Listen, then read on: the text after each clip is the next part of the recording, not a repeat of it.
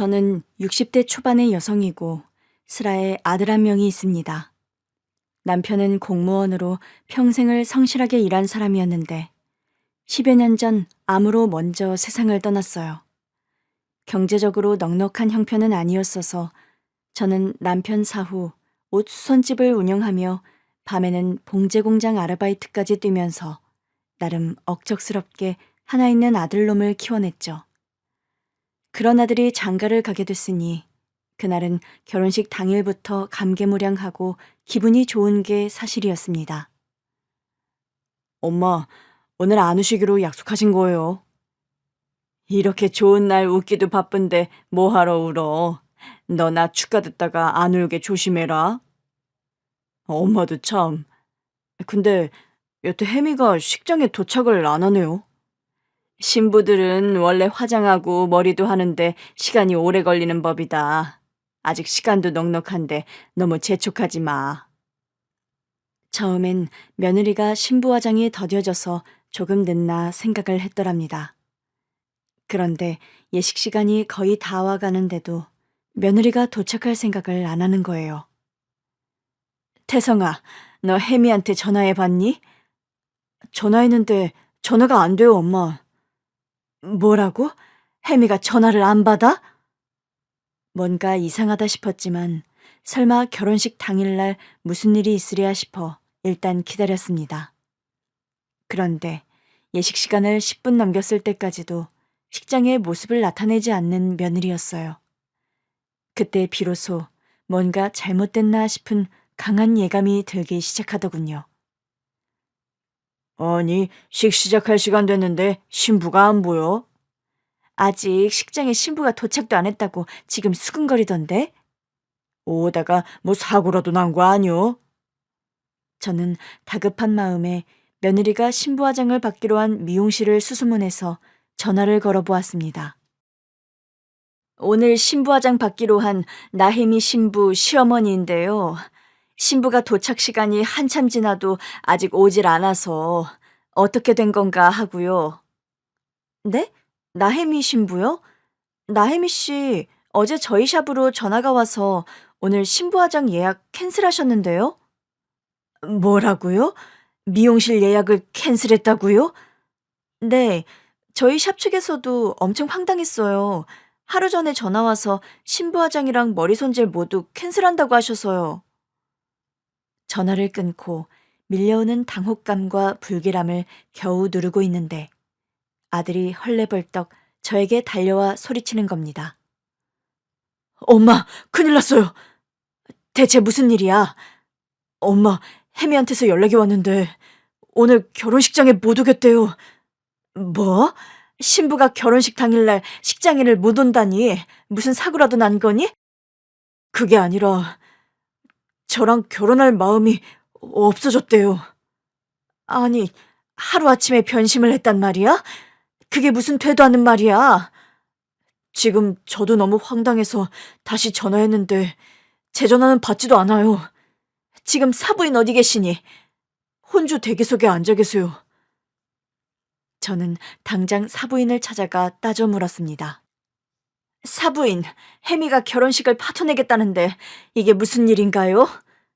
죄송합니다, 사부인. 저도 지금 혜미와 연락이 아예 안 되고 있어요. 저 역시 금시초문인 일이라 너무 당황스럽고 경황이 없네요. 제가 따지자 어쩔 줄 몰라 하며 그런 대답을 하는 사부인이었어요. 아니, 사부인께서도 혜미와 연락이 안 되신다고요? 네, 어젯밤까지만 해도 맑은 얼굴로 내일 결혼식 긴장된다면서 제 곁에서 잠든 아이가 새벽에 갑자기 사라졌어요. 저는 저 친정언니 따라 미용실 간 줄 알았는데 그게 아니었고요. 지금 저희끼리 아웅다웅 할 때가 아니라 일단 하객분들께 죄송하다 하고 이 상황을 단도리 해야 할 것 같군요.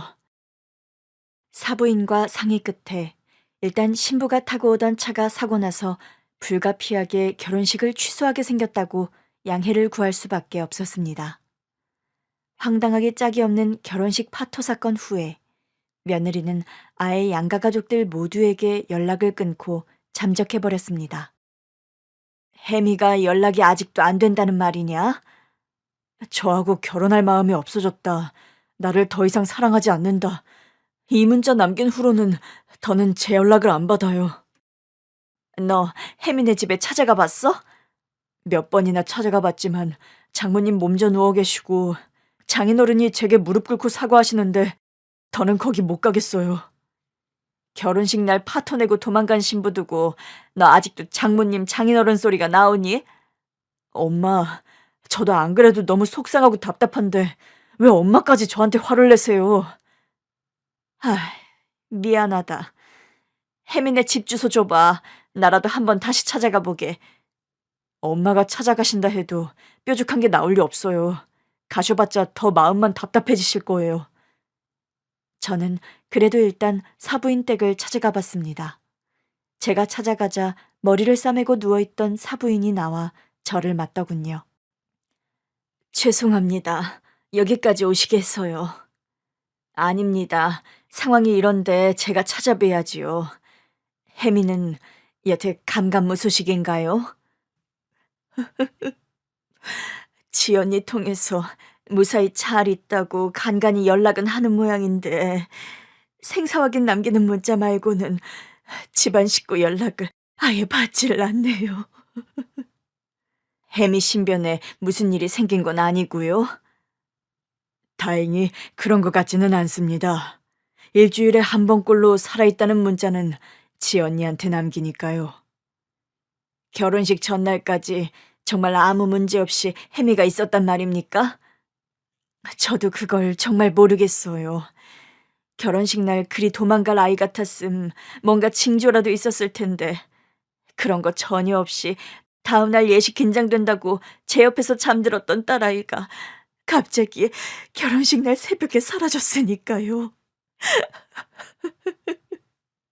경찰서는 살아있다는 연락이 오는 상황에서는 가출도 실종신고도 받아줄 수 없다고 해서 저희도 너무 황망하고 난감한 상황입니다. 이런 큰일을 두고 폐를 끼쳐서 제가 면목이 없습니다, 사부인. 딸 자식 잘못 키운 제 잘못이니 저를 탓해주세요. 고개를 푹 수그리고 반백의 바깥사돈이 저에게 무릎까지 꿇고 사죄를 하더라고요. 뭐 하시는 겁니까, 사돈? 제발 이러지 마세요. 혜미에게 뭔가 말하지 못할 이유가 있겠죠. 저도 그 이유라는 게 대체 뭔지 알지 못해 속이 답답해 미칠 노릇입니다. 죄송합니다, 사돈. 아들 말 맞다나 사돈 댁에 길게 있어봤자 달라질 거 하나 없다는 걸 알겠더군요. 사돈어른 눈치를 보아하니 뭔가 혜미에 관해 알고 있으면서 일부러 속인다는 기색도 전혀 찾아볼 수 없었고요.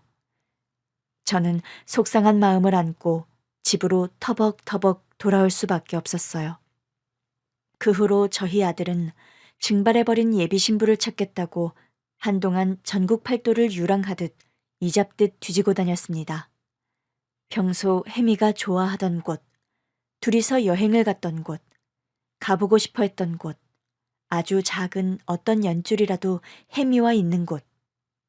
그런 곳들을 속속들이 찾아다니며 혜미의 행방을 쫓았지만 며느리를 찾는 일은 불가능했습니다. 한동안 아들 녀석의 연락조차 받지 않던 며느리가 어느 날은 아들 전화를 받은 모양이더라고요. 저는 하필 그날 한밤중에 잠에서 깬 나머지 화장실에 가다가 아들 녀석이 방에서 하는 통화를 그대로 듣고 말았어요. 혜미야, 너 대체 어디야? 제발 너 있는 곳 어딘지만 말해주라. 어? 나 있는 데는 알아서 뭐하게. 우리가 끝내더라도 일단 만나서 얘기해야 할 거 아니니. 태성 씨랑 나랑 끝난 마당에 만나서 뭐하게? 무슨 말을 그렇게 차갑게 하니? 우리가 이렇게 문자 하나, 톡 하나로 끝낼 사이야? 남자, 여자 사귀다 헤어지면 남보다 못한 거야. 태성 씨, 나 다른 남자 생겼어. 뭐라고? 너 그거 거짓말이지? 아니, 진짜야. 나 결혼식 날 받아놓고 다른 남자에게 눈이 돌아 한마디로 사랑의 도피행각 중이라고. 네가 그럴 리 없어. 너 도대체 무슨 일이야, 혜미야. 다른 남자 생겼다는데 왜 말귀를 못 알아먹니? 나 내일 출국하니까 내일부턴 정말 연락 안 될 거야. 번호도 바꿀 거고. 나 이 남자랑 새 인생 시작할 거니까 다신 내게 연락하지 마. 혜미야, 전화 끊지 마. 내가 널 얼마나 사랑하는지 알면서 너 나한테 왜 그래? 전화를 끊고서 오장육부가 끊어지는 듯한 울음을 토해내는 아들 녀석이었어요. 저는 아들이 그렇게 슬프고 고통스럽게 우는 걸 한 번도 본 적이 없었습니다. 대체 다른 남자가 생겼다는 이유로 뻔뻔하게 우리 아들에게 저런 상처를 주는 혜미가 도무지 용서가 되질 않더군요. 그날 이후로 아들은 시련의 상처에서 벗어나지를 못하는 겁니다. 오늘도 술이니? 엄마, 저 당분간만 제발 그냥 내버려 두세요. 당분간? 너 회사도 돌아오면 저녁도 안 먹고 매일 술만 들이붓는 거 벌써 한 달째야. 그럼 괴로워서 미치겠는 걸 저더러 어쩌라고요, 엄마. 괴롭다고 그리 술만 들이부으면 너 몸 상하는 건 생각 안 하니? 밥 좀 안 먹고 술 먹었다고 몸 그리 빨리 안 상해요. 너 그러는 꼴 보는 엄마 속은, 엄마 속 문드러지는 건 생각도 안 해? 혜미가 어느 날 갑자기 변심했다는 게 믿기지가 않아요. 어떻게 나를 두고 다른 남자한테 홀랑 가버릴 수 있는 건지요. 어리석은 녀석아. 떠난 버스랑 가버린 여자는 잡는 게 아니랬어. 옛말 틀린 거 하나 없는데 너 싫다고 가버린 여자 하나 때문에 대체 언제까지 이렇게 폐인처럼 지낼 작정인 거야? 혜미는 변심했는지 몰라도 저는 아직 마음속에서 혜미를 못 뽑아냈다고요, 엄마. 서른도 한참 넘은 아들 녀석이 예비 며느리의 결혼 파토에 가슴을 탕탕 두들겨가며 목 놓아 우는 모습을 저는 거의 매일이다시피 봐야 했습니다. 속이 터지고 아주 제가 병이 다 날 지경이었어요. 빈속에 술 들이붓지 말고 이거라도 좀 먹으면서 마셔라. 저는 속상한 마음에도 아들이 골병 들까봐 안 먹겠다는 안주를 부지런히 만들어서 갖다 주면서 아들 곁을 지킬 수밖에 없었습니다.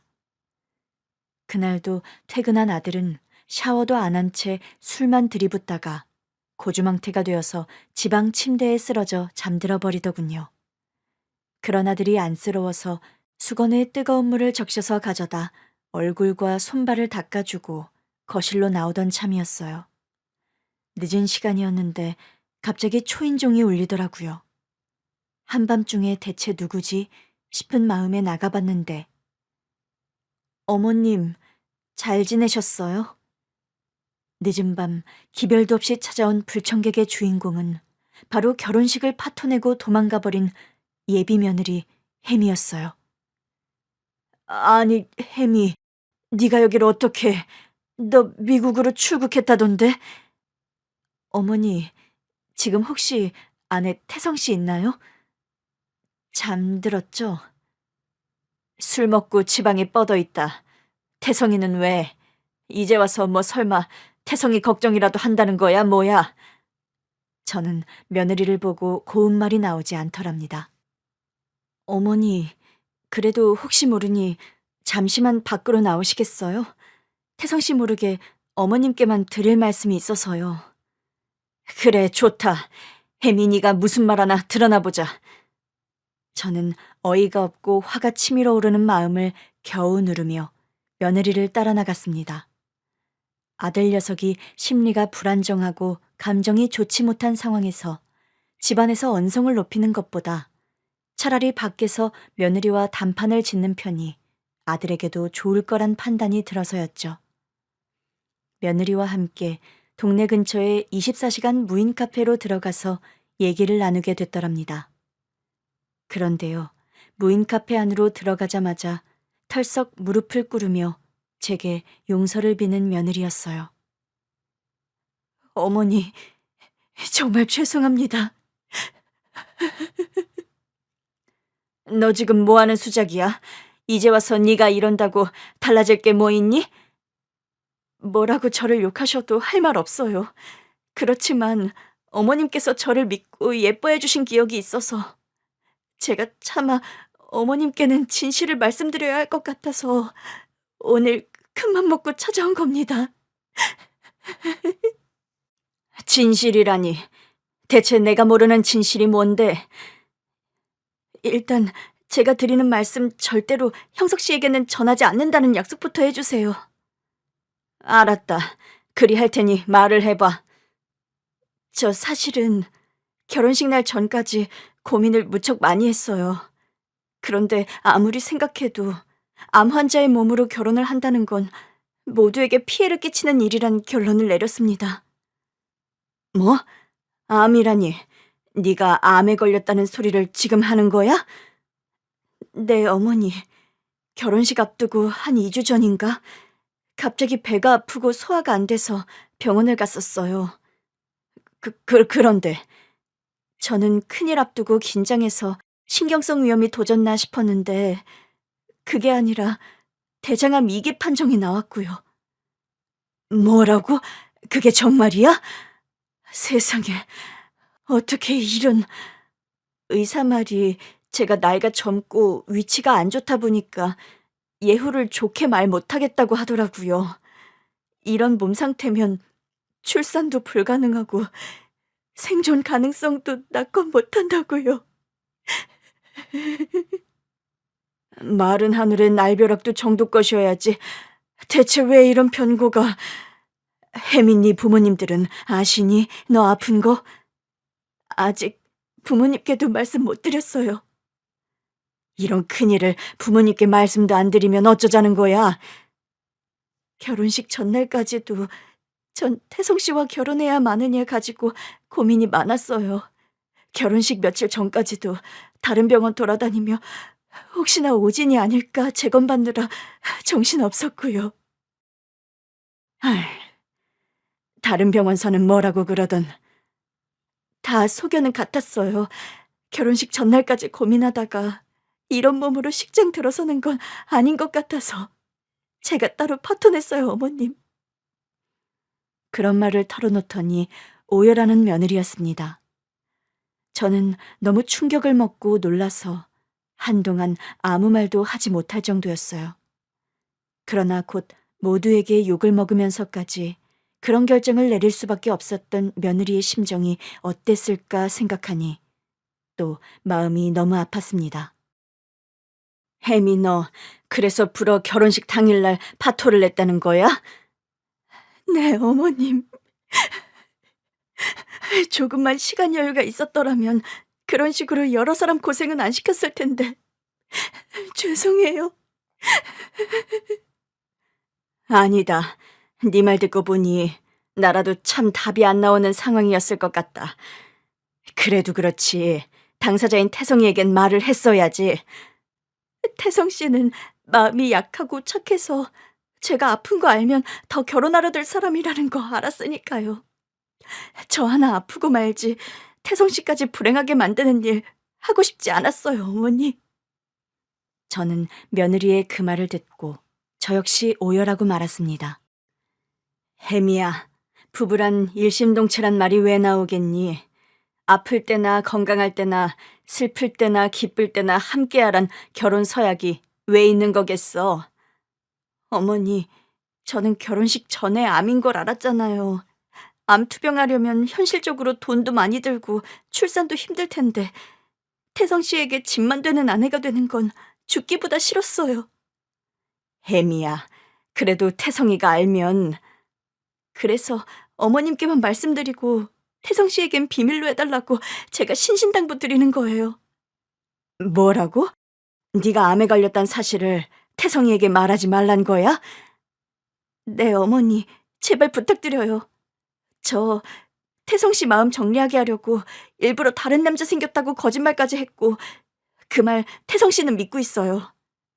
혜미, 네가 변심해서 떠난 줄 알고 태성이가 요즘 얼마나 힘들어하는 줄 알기나 하니?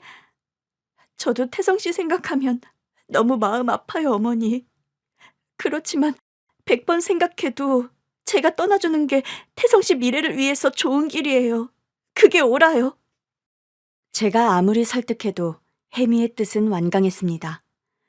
저는 결국 아들 녀석에게 며느리의 투병 사실을 비밀에 붙이기로 약속을 하고 헤어졌어요.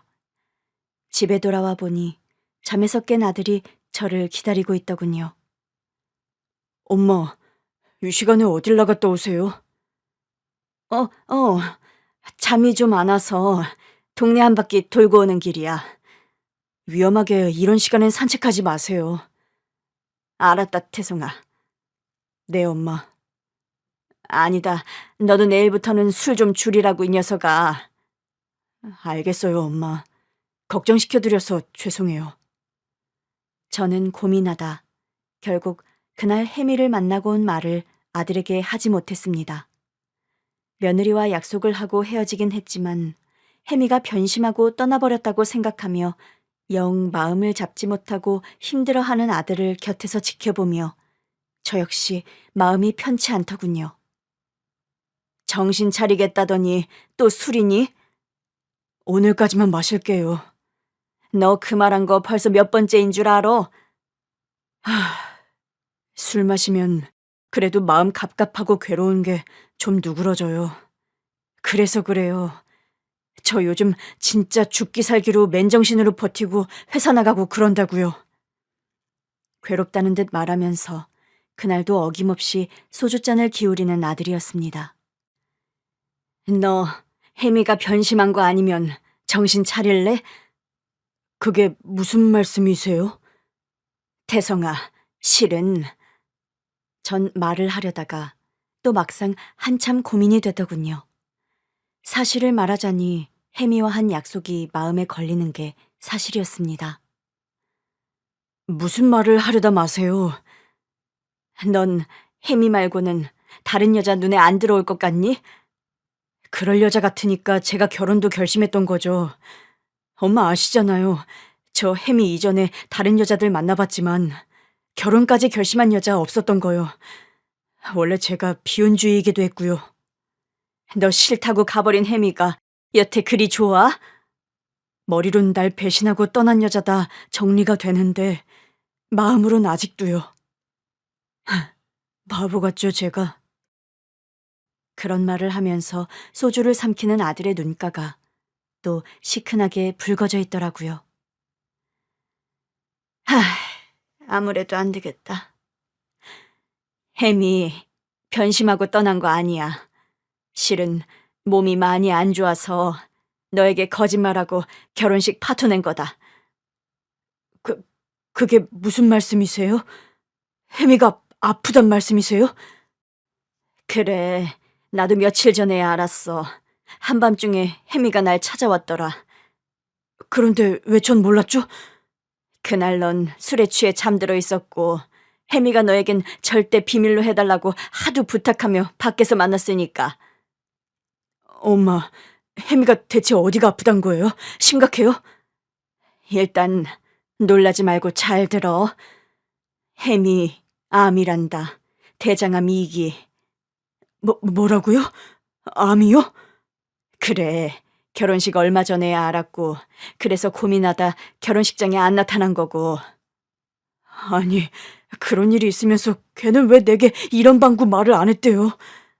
너 걱정시키기 싫고 결혼해서 너에게 짐 되기 싫었단다. 무슨 그런 바보 같은 말이 다 있어요. 그럼 다른 남자가 생겼다는 둥, 미국으로 출국한다는 둥 다 거짓말인 거잖아요. 너 단념시키려고 한 거짓말이야. 전 그런 줄도 모르고 혜미 원망만 했는데 나쁜 년이라고요. 너 혜미 암이라는데 정말 자신 있니? 자신이라뇨? 암 투병하는 와이프 신부로 맞을 자신 있냐는 거야. 엄마, 혜미가 아픈데 당연히 제가 더 남편으로 옆에서 지켜줘야죠. 그럼 긴 말할 것 없겠구나. 너 이제 그만 징징거리고 혜미한테 가봐. 혜미 연락처 엄마는 아세요? 이거 바뀐 새 번호야. 전화하고 가봐라. 아들은 며느리에게 전화를 하더니 당장 집 밖으로 뛰쳐나갔습니다. 두어 시간 후 혜미를 데리고 집으로 같이 온 아들이었어요. 둘이서 같이 오니? 드릴 말씀이 있어서요. 무슨 말인데 그래? 저랑 햄이 다시 처음부터 시작하기로 했어요. 결혼식 그냥 예정대로 진행하려고요. 그래, 잘 생각했다. 햄이야, 내가 너랑 결혼하는 건 아니지만 최선을 다해 도울게. 너도 완치를 해라. 그리고 결혼식 꼭 다시 올려. 어머니, 감사하고 죄송합니다. 진작에 우리에게 털어놓았으면 좋았을걸. 저는 눈물을 쏟는 며느리를 꼭 안아주었더랍니다. 사실 며느리의 건강 상태는 심각했습니다. 대장암 2기에서 3기로 넘어가는 중이었고, 암의 위치가 아주 애매하고 위험한 곳인데다 다른 장기로 전이가 시작된 상태였죠. 엄마, 아무래도 햄이 치료를 위해서 미국을 다녀와야 할 것 같아요. 미국까지 암 치료를 하러 간다고? 혜미가 걸린 암이 수술도 그렇고 항암 치료도 그렇고 변수가 많이 작용해서 그 분야 명의가 미국 병원에 있다는데 거기서 수술받고 치료를 제대로 받아봐야 할 것 같아서요. 미국 가서 치료받으려면 돈이 많이 들 텐데 안 그래도 치료비가 제일 걱정이에요. 돈이 얼마나 든다고 하더냐? 아, 못해도 억소리 나게 될 것 같은데 어떻게든 마련해봐야죠. 며느리의 암치료에 드는 비용은 최소한으로 견적을 내봐도 3억 원이 넘게 나왔습니다. 미국 병원에서 치료받는 비용이 무척 비쌌던 겁니다.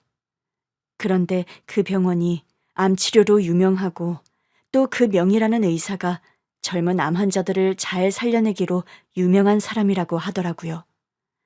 며느리 친정에서 1억 원을 마련했고 남은 2억 원은 제가 집을 담보로 대출받아 마련을 해주었습니다.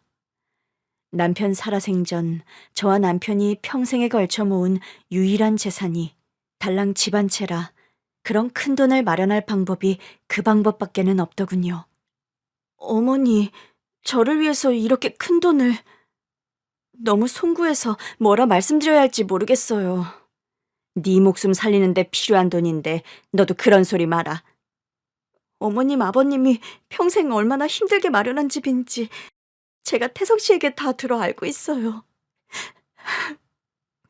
돈이야 다들 어렵게 벌지. 쉽게 버는 사람이 어디 있다든. 그래도 돈은 다시 벌지만 사람 목숨은 2번 못 구하는 거니 너는 아무 생각 말고 치료에 전념하렴. 저 어떻게든 이를 악물고 꼭 낫겠습니다, 어머니. 그럼 그래야지. 혜미야, 호랑이 굴에 잡혀가도 정신만 번쩍 차리면 산다지 않니? 세상사 아무리 힘들고 답이 안 나올 것 같은 일도 다 마음먹기 나름이란다. 혜미, 너는 꼭 건강해질 수 있어. 내가 매일 기도하마. 감사해요. 정말 감사해요, 어머니. 며느리와 아들이 치료를 위해 미국으로 건너갈 때 양가 식구들이 모두 나와 눈물의 마중을 했더랍니다. 며느리의 친정 어머니도 병간호를 위해 함께 미국행을 택하셨죠. 사부인, 저희 딸 병원비 마련하신다고 집까지 담보로 대출받으셨다니 제가 면목이 없습니다. 한두 푼 드는 일이 아닌데 십시일반 서로 도와야죠. 시집 보낸 지 얼마 되지도 않은 딸내미인데 암투병부터 하게 되어서 송구합니다. 혜미가 아프고 싶어서 아픈 것도 아닌데 그런 말씀 마세요, 사돈. 고맙습니다, 사부인. 타국까지 가서 병간호 하시려면 힘들 텐데 잘 챙겨 드시고요. 아픈 환자랑 우리 이서방이 걱정이죠. 그래도 이서방 먹는 거 제가 잘 챙길 테니 너무 걱정 마세요. 사부인도 건강 잘 챙기세요. 병간호하는 사람이 되려 환자 되는 경우도 흔하다니까요. 걱정 마십시오, 사부인. 혜미야, 넌 아무것도 걱정 말고 네 건강 회복하는 데 우선하고, 알았지? 저는 떠나는 아들과 며느리의 손을 꼭 잡아주었습니다. 아들과 며느리, 그리고 사부인은 미국으로 떠나 한 2년 가까이를 병원 생활을 했습니다. 그 기간 동안에 저는 옷 수선실을 운영하고 또다시 야간 봉제 공장 아르바이트도 하면서 부족한 생활비와 병원비를 벌기 위해 고군분투했어요. 아들과 며느리가 미국으로 건너간 지 2년 반이 좀 지나가던 시점이었습니다. 어느 날 미국으로부터 한 통의 전화가 걸려왔어요. 엄마, 저 오늘 꼭 알려드려야 할 소식이 있어서 전화드렸어요. 무슨 소식이길래? 평소 전화가 오는 시간이 아니었기에 저는 솔직히 덜컥 마음이 내려앉으면서 혹시 며느리에게 무슨 일이 생겼나 싶은 걱정이 앞서더군요. 혜미가요. 혜미가요, 엄마. 말을 꺼내놓고 하지도 못하고 서럽게 우는 아들이었습니다. 설마 진짜 며느리에게 안 좋은 일이? 그런 생각이 들며 겨우 아들에게 물었죠. 무슨 일이길래 말도 못하고 우니? 태성아, 마음 차분하게 가라앉히고 무슨 일인지 말을 좀 제대로 해봐라. 응? 엄마, 혜미가요. 이제 정말 암 완치됐대요. 뭐라고? 정말이야? 수술받고 나서 3차 항암 결과 나온 거야? 이제 더는 전이가 안 됐고 수술 예후도 좋고요. 녀석아, 그런 좋은 소식을 말하면서 왜 울어서 엄마를 걱정시켜? 너무 좋아서 제가 감동해서 그랬어요, 엄마. 이게 다 엄마가 고생해서 도와주신 덕분이에요. 이제 귀국해서 저랑 혜미가 엄마 호강시켜 드릴게요. 어머니, 정말 감사해요. 저 이제 건강해졌대요. 이거 다 어머니 덕분이에요. 며느리도 전화를 바꿔서 제게 그런 말을 하면서 펑펑 우는 겁니다. 저 역시 전화를 끊고도 한참 오열을 하고 말았죠. 암 완치 판정을 받은 며느리는 얼마 후에 아들과 사부인과 함께 귀국을 했습니다. 엄마, 저희 신혼집 구하는 대신 엄마랑 같이 합가해서 살려고 하는데 어떠세요? 나야 좋지만 혜미가 불편하지 않겠니? 엄마, 합가 제안은 혜미가 먼저 한 거예요.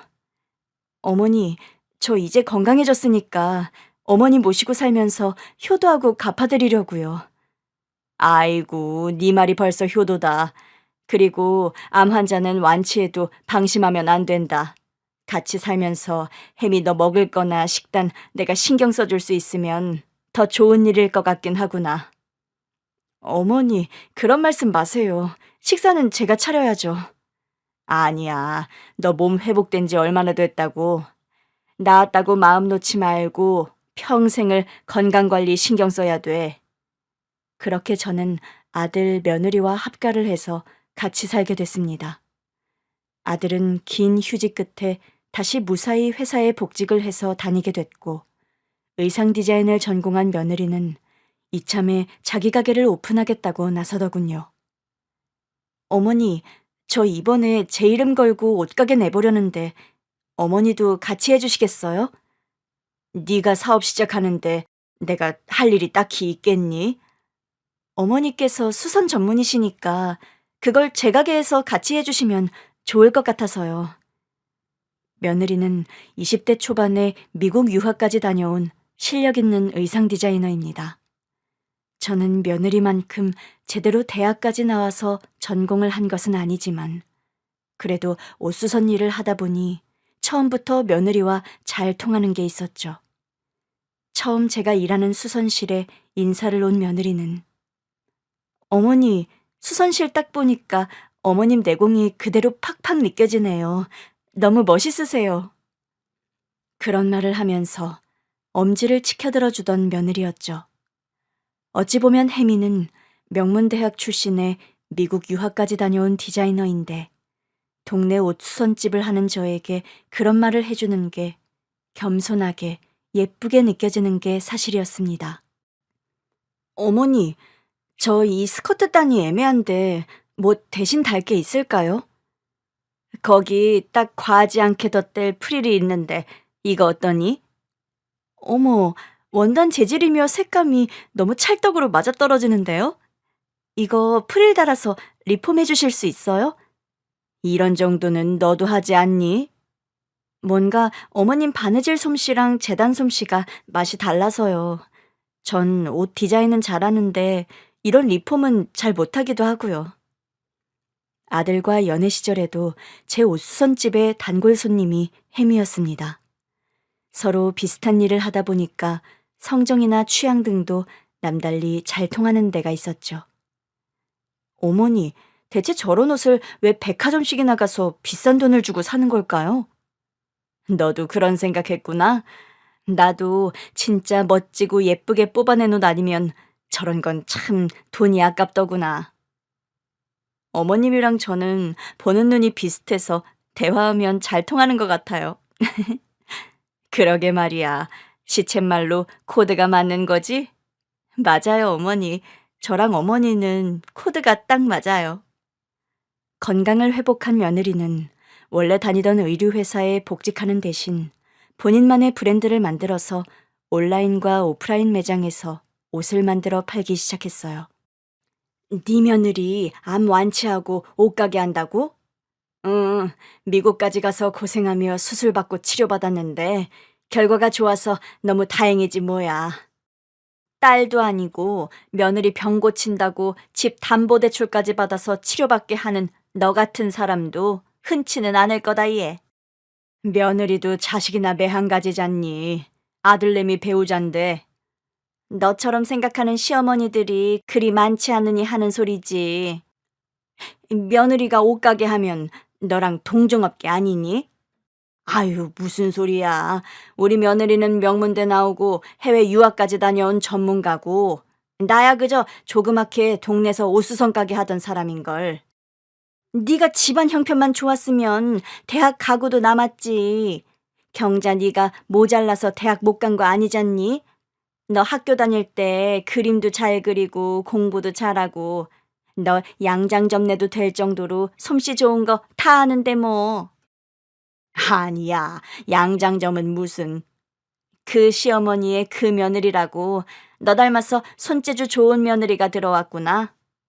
나는 아마추어고 며느리는 전문가라니까. 저를 아는 친구들은 저와 비슷한 일을 하는 며느리가 들어와서 좋겠다고 덕담들을 건넸습니다. 며느리가 건강을 회복해서 사업을 시작해서 다행이었지만 내심 저는 아들 내외가 제대로 결혼식을 못 올린 게 마음에 걸리더군요. 혜미야, 너희들 말이야. 이젠 결혼식 올려야 하지 않겠니? 안 그래도 그 말을 제가 꺼냈는데 혜미가 아직 싫대요. 아니, 왜? 건강도 다 회복했고 이제 결혼식 못 올릴 이유가 뭐라고? 자기가 치료받는데 돈을 많이 써서 사업 열심히 해서 엄마께 그 돈 다 갚기 전까지는 식 안 올린다고요. 혜미야, 무슨 그런 말이 있니? 결혼식보다 중요한 일이 뭐가 있다고?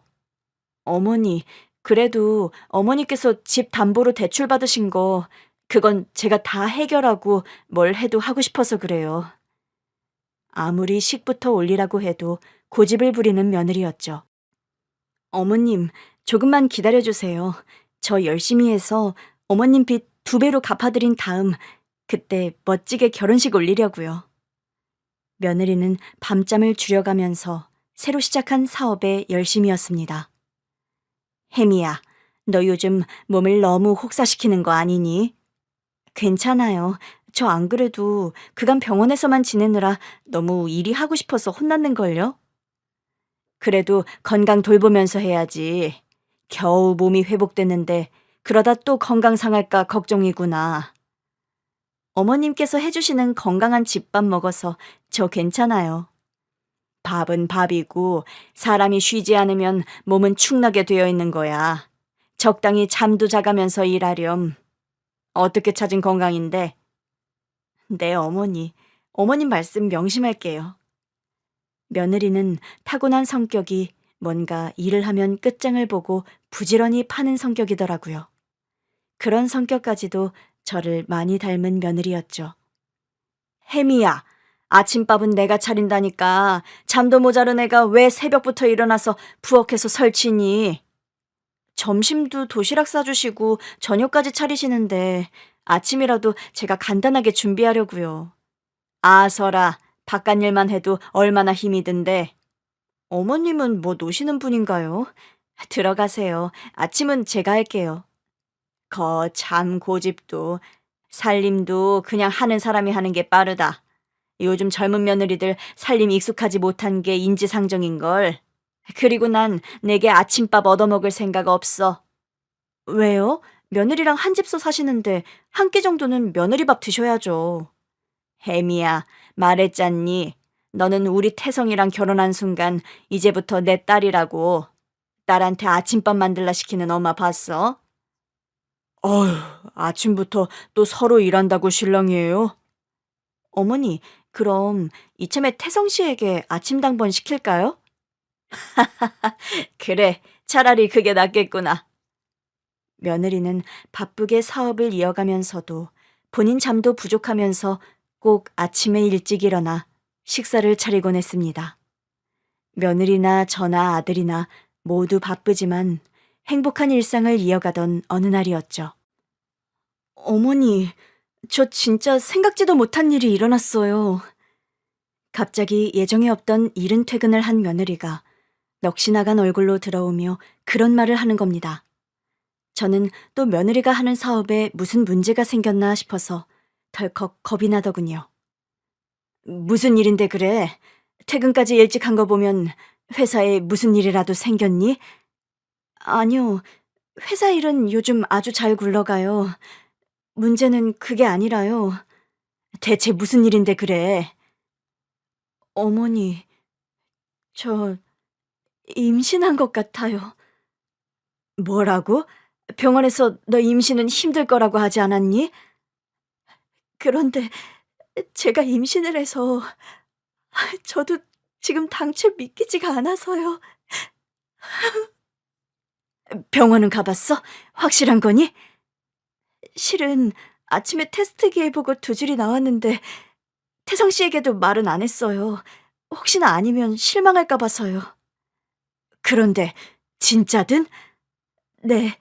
점심시간에 잠깐 시간 내서 산부인과 다녀왔는데 임신이 맞대요, 어머니.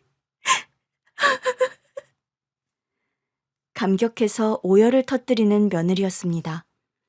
사실요, 며느리가 긴 시간 동안 암투병을 하면서 임신은 마음속으로 포기를 했더랍니다.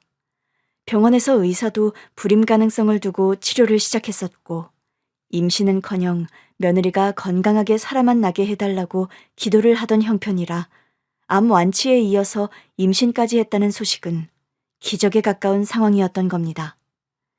저와 며느리는 지난 힘든 투병의 시간들이 주마등처럼 떠올라서 한참을 끌어안고 울었습니다. 그러고 있는데 현관 비밀번호 누르는 소리가 나면서 아들이 들어오더라고요. 무슨 일이에요? 둘이 혹시 싸웠어요? 저와 며느리가 끌어안고 우는 걸 보고 그런 말을 대뜸하는 아들이었어요.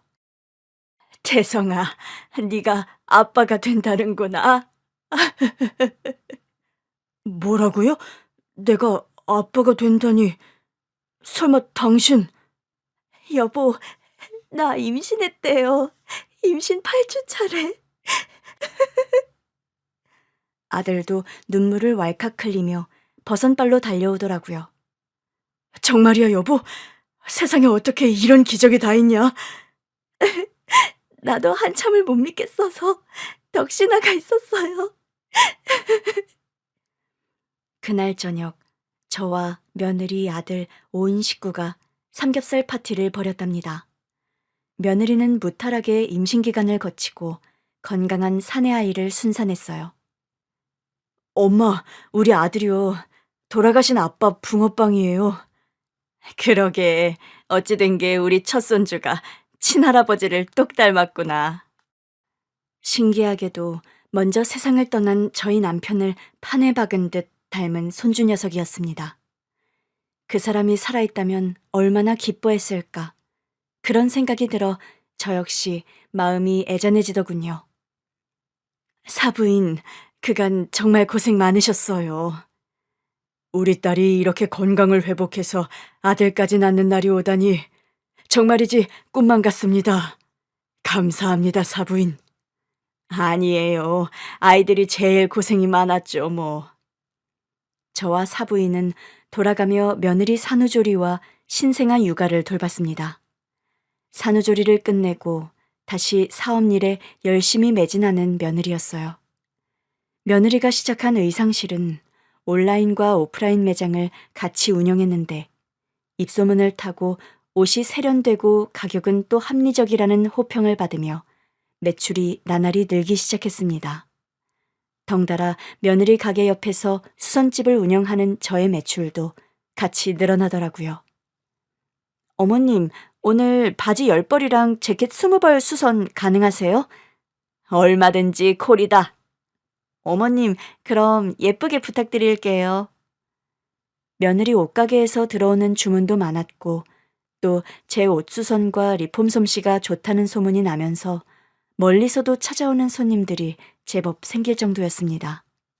며느리는 사업이 잘 되면서 옷가게를 시작하고 4년 만에 제가 집을 담보로 대출받은 과거의 빚을 모두 청산해 주었어요. 혜미야, 내가 대출받은 금액보다 훨씬 많은 금액을 입금했구나. 너 뭔가 계산 잘못한 거 아니니? 아니에요, 어머님. 제가 분명히 옛날에 말씀드렸잖아요. 어머님께 제가 2배로 갚아드린다고요. 그냥 고마워서 하는 말인 줄 알았는데 진짜 그 약속을 지킨 며느리였어요. 며느리의 사업이 대박이 나면서 최근에는 집도 더 넓은 단독주택으로 이사를 갔습니다. 아무래도 손주 녀석이 커가고 하니까 마당 딸린 주택에서 사는 것도 나쁘지 않겠다 싶더라고요. 손주 녀석이 3살 되던 해에 아들과 며느리는 늦깎이 결혼식을 드디어 올리게 됐습니다. 떡 벌어지는 결혼식 대신에 집마당에서 조촐한 스몰 웨딩을 올리겠다는 아들내외였죠. 이제 너희 둘 좀 격식 있는 곳에서 결혼식 해도 되지 않니? 저나 그 사람이나 그런데 돈 쓰는 게 아깝다 주의라서요. 하긴 하객들 대접하랴 꽃장식 하랴 큰 데서 결혼하면 돈이 많이 들긴 하지. 예식 비용이 걱정이면 엄마가 도와주면 되는데. 아유, 엄마, 우리가 돈 없어서 스몰 웨딩 하는 거 아닌 거 아시잖아요.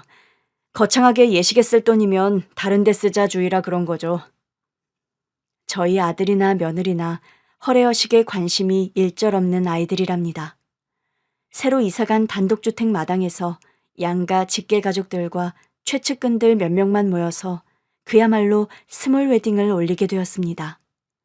며느리는 결혼식 날 입을 드레스도 본인이 직접 디자인하더니 저에게 수선을 부탁하더라고요.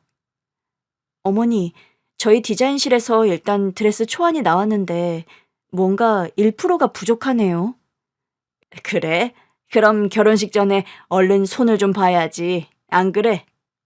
그래서 말인데요. 어머니께서 좀 다듬어 주시겠어요?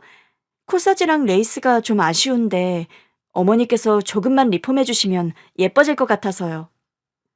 저는 며느리가 늦깎이 결혼식에 입는 웨딩드레스를 제가 손보게 되었다는 게 감개무량하더라고요. 저는 기꺼운 마음으로 며느리의 웨딩드레스를 장식했더랍니다. 제가 이래봬도 옷수선 경력 30년이라 웨딩드레스 리폼이긴 했지만 그리 어려운 일은 아니었답니다. 다행히 며느리도 제가 리폼한 웨딩드레스를 무척 마음에 들어했고요. 뭔가 아쉬운 1%가 어머니 손길에 확 사라졌어요. 이제 진짜 제가 입어야 하는 웨딩드레스 같아요, 어머님. 결혼식 당일날 베일도 제가 매만져주고 부케도 꽃시장에 가서 며느리와 함께 골라 제가 직접 만들어 주었답니다. 따뜻한 봄볕이 내리쬐는 5월 하순의 어느 날, 아들과 며느리는 드디어 결혼식을 올리게 되었어요. 아침부터 사부인과 사돈처녀는 결혼식 음식 준비에 여념이 없었지요. 아장아장 걸어가는 저희 손자 다온이가 결혼식에 들러리를 섰습니다. 그리고 다온이가 뿌려놓은 꽃길 위로 저희 아들과 며느리가 천천히 입장을 했어요. 양가에서 모인 하객들이 신랑 신부를 축복해 주었습니다. 5년 전 딱 이맘때에 파토났던 결혼식 날이 어쩔 수 없이 떠오르더라고요. 그날 말도 없이 결혼식장에 나타나지 않았던 며느리 때문에 한바탕 소동이 났던 일, 아들이 울며 불며 술만 마시며 폐인처럼 지내던 일 등이 주마등처럼 제 뇌리를 스쳐 지나갔습니다. 그런데 지금 제 눈앞에 보이는 건 5월의 환한 햇살 앞에서 결혼선언서를 읽고 있는 아들과 며느리의 행복한 모습이랍니다. 며느리가 결혼선언문을 읽는 모습을 보며 눈시울을 붉히는 사부인이었습니다. 저는 그런 사부인의 손을 꼭 잡아주었더랍니다. 이 자리까지 오는데 참 많은 일이 있었네요. 사부인 덕에 우리 딸이 살았어요. 무슨 말씀이세요? 먼 타국까지 따라가서 딸내미 병수바라고 사위 밥 차려주느라 사부인께서 얼마나 고생이 많으셨는데요. 그래도 그렇게 결혼식 받아두고 암 걸린 며느리를 다시 받아주는 시어머니가 어디 흔합니까? 거기다 그 집 한 채 값 병원비까지 다 빚을 져서 마련을 해주시고요. 사부인 같은 시어머니 다시 없을 거라고 혜미에게 항상 말합니다. 정말 저한테보다 사부인께 더 잘하라고요. 그런 말을 하며 제 손을 토닥이며 고맙다고 인사하는 사부인이었어요. 혜미처럼 당차고 야무진 아이를 며느리로 주셔서 제가 더 감사해요, 사부인. 인생을 살면서 완벽하게 행복한 하루가 있을까요? 60평생을 넘게 살아왔지만 그런 하루가 있다고 느껴본 적이 별로 없었는데 아들과 며느리의 그 결혼식 날 제 기분이 딱 그랬답니다. 더할 것도 없고 덜할 것도 없이 완벽하게 아주 행복한 하루가 저물어가고 있었어요. 그날 아주 작은 오게티가 하나 있었다면 아마 그것은 먼저 세상을 떠나고 없는 남편의 부재였습니다. 살아생전 남편은 부성애가 남달리 강한 사람이었죠. 술, 담배도 하지 않고 일로 바쁘면서도 일주일에 서너 번은 꼭 운동도 빠뜨리지 않던 사람이었습니다. 당신 피곤한데 그렇게 운동하는 게 힘들지 않아요? 우리 태송이 장가갈 때까지는 적어도 건강하게 버텨야 하니까 내가 이약 물고 건강관리하는 거야. 그런 말을 하던 남편 음성이 귓가에 쟁쟁하더라고요. 아들 녀석이 결혼식 하는 걸 보면 그 사람이 얼마나 좋아했을까 싶은 생각이 들면서 저도 모르게 마음이 먹먹해져 왔습니다. 시큰한 눈가를 손수건으로 닦아내는데 아들이 다가오더군요. 엄마, 좋은 날 왜 오세요? 너무 좋고 행복해서 눈물이 나는구나. 엄마, 아빠 생각나세요? 기어이 제 마음을 읽고 그런 말을 하는 아들이었어요. 그러게 말이다. 말끝마다 너 장가갈 때까지 건강해야 한다고 그런 말 자주 하시던 양반이라서 말이야. 네 아빠가 그런 말 하시면서 운동도 참 평소에 부지런히 하셨잖니? 아빠가 저 하늘에서 다 보고 계시겠죠? 아마 그러실 거야. 아빠 돌아가시던 날도 오늘처럼 날씨는 화창하고 햇살이 좋았잖니? 저도 아빠처럼 우리 다온이에게 좋은 아빠가 될 수 있겠죠?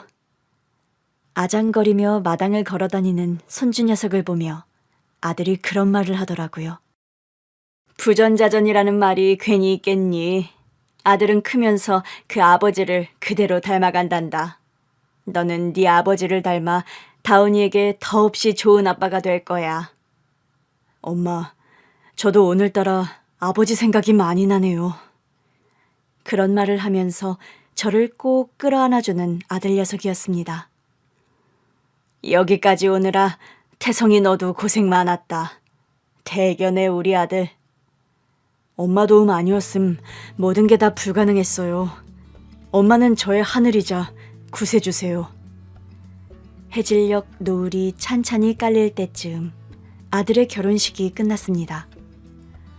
결혼식이 끝나고서도 한참 동안 마당에서 음식도 해먹고 샴페인도 마시며 가족 파티를 즐겼답니다. 꿈처럼 행복한 하루가 저물어가고 있었어요. 앞으로 남은 인생도 아들 내외가 늘 행복하기를 기원해봅니다. 여러분의 내일도 꿈처럼 행복 가득한 하루가 되시길요. 긴 얘기 들어주셔서 감사합니다.